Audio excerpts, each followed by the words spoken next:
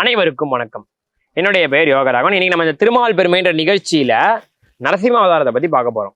நரசிம்மரை பத்தி நம்ம தொடக்கத்திலே அவர் என்ன ஏதுன்னு பார்த்துட்டோம். இப்போ பிரகலாதனுடைய கதையிலேருந்து நரசிம்மரை பத்தி தொடங்கலாம். அதாவது அந்த பிரகலாதனுடைய கதையை பார்த்துட்டு அப்படியே நரசிம்மருடைய என்ட்ரி அந்த கதைகள் எப்படி இருக்கு, என்ன நரசிம்மர் பண்றாரு, இந்த நரசிம்மரை ஏன் வணங்குறாங்கன்றதை பத்தி பார்ப்போம்.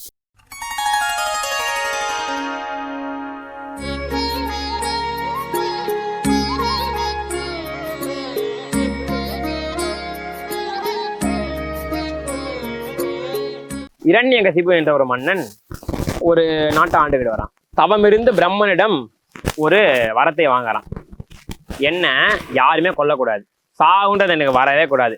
அதாவது மனுஷனாலையும் சாவக்கூடாது, மிருகத்தாலையும் சாவ வரக்கூடாது, பகல்லையும் சாவக்கூடாது, பகலான காலையிலையும் சாவக்கூடாது, இரவுலையும் சாவக்கூடாது, இடது பக்கம் வலது பக்கம் கிழக்கு மேற்கு 4 திசையிலையும் சாவக்கூடாது, வீடு அதாவது உள்பக்கம் வீடுன்னு இருந்தால் உள்பக்கம் இல்லை வெளிப்பக்கம் எங்கேயுமே சாவக்கூடாது. சாவெல்லாம் எனக்கு இப்படி வரவே கூடாது. அதாவது மனுஷங்க சாவடிக்கூடாது, மிருகம் சாவடிக்கூடாது, வடப்பக்கம் இடப்பக்கம் தெற்கு மேற்கு எந்தத்திலையும் சாவக்கூடாது, வீட்டுக்குள்ளேயும் சாவக்கூடாது, வீட்டுக்குள்ளேயும் சாவக்கூடாது, பகலான காலையிலையும் சாவக்கூடாது, இரவுலையும் சாவக்கூடாது. சாவு எனக்கு இப்படி வரவே கூடாது, எனக்கு சாவே வரக்கூடாதுன்றான். சரி, அந்த வரத்தையும் பிரம்மன் கொடுத்துறேன். கடவுளை பற்றி தெரியுமே, ஒரு வரம் கேட்டாலே கொடுப்பார். ஆனால் பிரம்மனும் கொடுத்துருக்கிறார். அந்த பவரை அவன் மிஸ்யூஸ் பண்ணுறான். என்ன பண்றான்? ஒவ்வொரு மக்களையும் வாட்டி வதைக்கிறான். தன்னை கொல்ல யாருமே இல்லைன்ற ஒரு அகங்காரம் அவனுக்கு வருகிறது. ஆணவமும் அகங்காரமும் வந்தால் அவனை இறைவன் தண்டிப்பார் என்று அவனை அறியவில்லை. அதனால அப்படியான ஆணவ அகங்காரத்துல ஊரில் இருக்கும் அனைவரும் தன்னை வணங்க சொல்கிறான். தானே அரிக்கும் மேலானவன், அனைவருக்கும் மேலானவன் என்று ஒரு எண்ணத்துல இருக்கான்.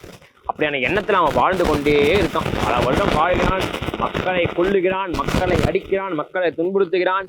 அவனுக்கு ஒரு அழகிய மனைவி இருக்கிறார். அவளுடைய வயிற்றில் ஒரு குழந்தை இருக்கிறது. நாரத முனிவர் அந்த குழந்தைக்கு அரியனுடைய நாமத்தை பிரதிநிதித்துவம் படுத்துகிறார்.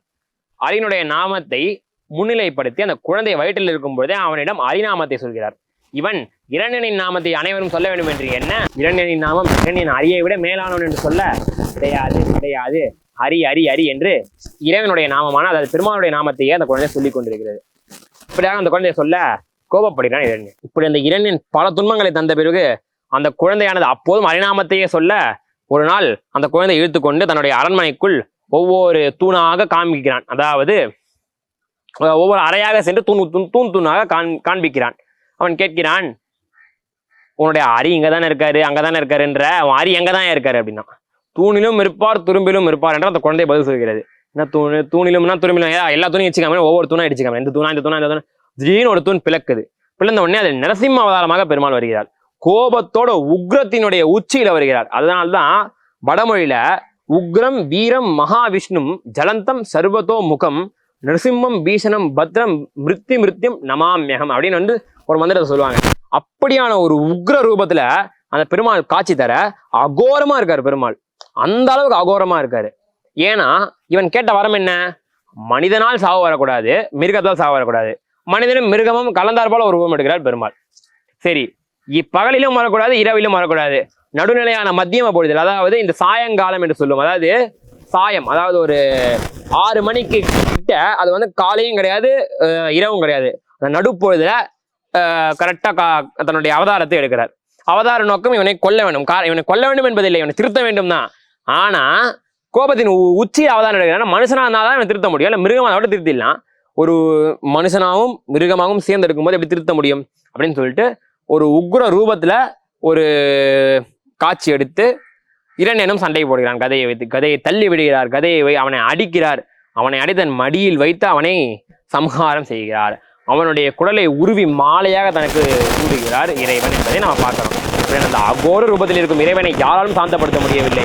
லக்ஷ்மி தாயார் சாந்தப்படுத்த நின்றால் லக்ஷ்மி தாயாரே போய்வா என்று கோபப்படுத்துகிறார். அதாவது கோபத்தினுடைய உச்சியில் இருக்கிறார். லக்ஷ்மி தாயாரே கோபப்படுத்துகிறார். லக்ஷ்மி தாயாரால் எதுவும் சொல்ல முடியல, கோபமும் பட முடியவில்லை. அப்படியான ஒரு கோபத்தில் உக்ரத்தில் பெருமாள் இருக்க தன் புறம் ஒரு நல்ல நண்பனாக ஈர்த்து அந்த இறைவனை வணங்குகிறார் இந்த பிரகலாதன்.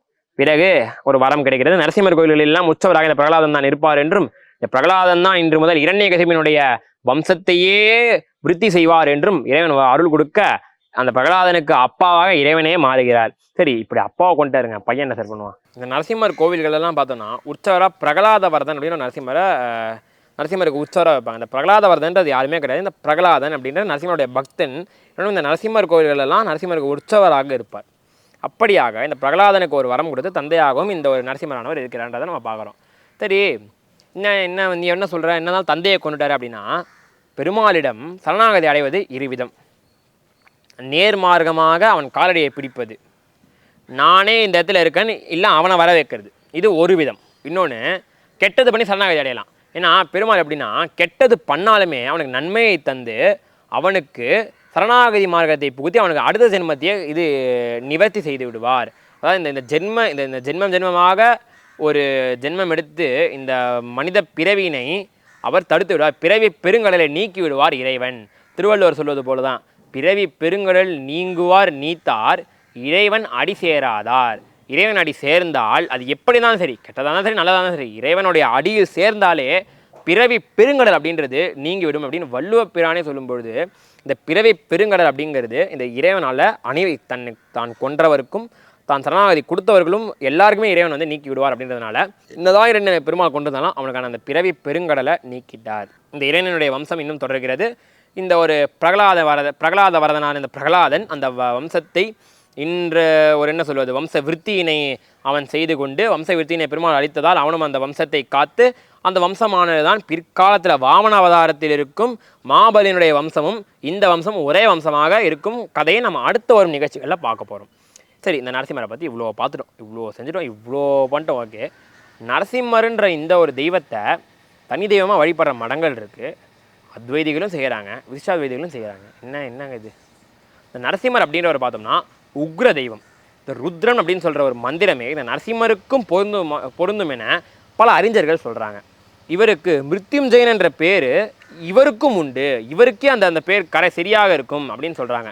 சிவனுக்கு தான் அந்த பேர் என்றாலும் இவருக்கும் அந்த பேர் சரியாக இருக்கும், இவருடைய தான் அந்த பேர் அப்படின்னு பல பேர் வந்து என்ன சொல்கிறாங்கன்னா, இது இவருடைய பெயரும் கூட ருத்ரமே இவருக்கு தான் சொல்லப்படுது அப்படின்றாங்க.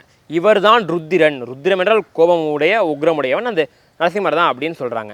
அதனால் அத்வைதிகளில் பல அத்வைதிகள் பொதுவாக சொல்லணும் இல்லை சரியாக சொல்லணும் அப்படின்னா, ஸ்ருங்கேரி மடம் அப்படின்ற மடத்தில் இன்றளவும் நரசிம்ம பூஜை அப்படின்றது நடக்குது. வைணவத்தில் அகோபில மடம் அப்படின்ற ஒரு மடாலயத்தில் நரசிம்ம பூஜை தான் இன்றளவும் நடக்கிறது.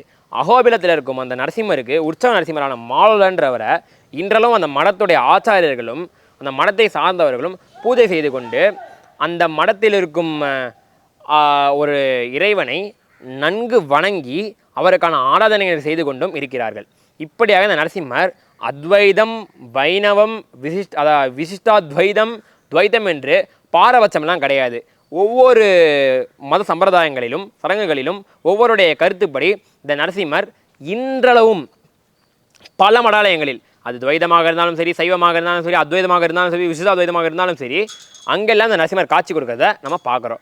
துவைதத்திலையும் இந்த நரசிம்மருக்கு ஒரு தனியான இடம் இருக்குது. இப்படி இந்த நரசிம்மன்ற தெய்வம் ஒரு உக்ர தெய்வமாக இருந்தாலும் வரங்களை அள்ளிவிடும் தெய்வம் என்ற காரணத்தினால பல மடாலயங்களும் பல ஆலயங்களிலும் இந்த நரசிம்மர் இருக்கிறத நம்ம கண்கூடாக பார்க்குறோம். இந்த நரசிம்மரை பற்றி பார்த்தாச்சு. அடுத்ததாக வராக அவதாரத்தை பற்றி அடுத்த ஒரு நிகழ்வில் அடுத்த ஒரு நிகழ்ச்சிகள்லாம் தெளிவாக தெரிஞ்சுப்போம். நன்றி.